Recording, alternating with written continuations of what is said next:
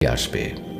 আল্লাহ রাব্বুল আলামিন তার অগণিত বান্দাদের মধ্যে থেকে যাকে ইচ্ছা বিপদ আপদ রোগবালাই বা সুখ দুঃখ দিয়ে পরীক্ষা করে দেখেন।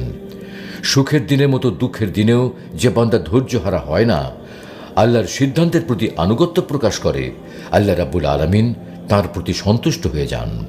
পক্ষান্তরে সামান্য বিপদ আপদ বা রোগবালাই দেখলেই যারা আল্লাহর প্রতি ক্ষোভ প্রকাশ করে, আল্লাহ রাব্বুল আলামিন তাদের প্রতি অসন্তুষ্ট হন।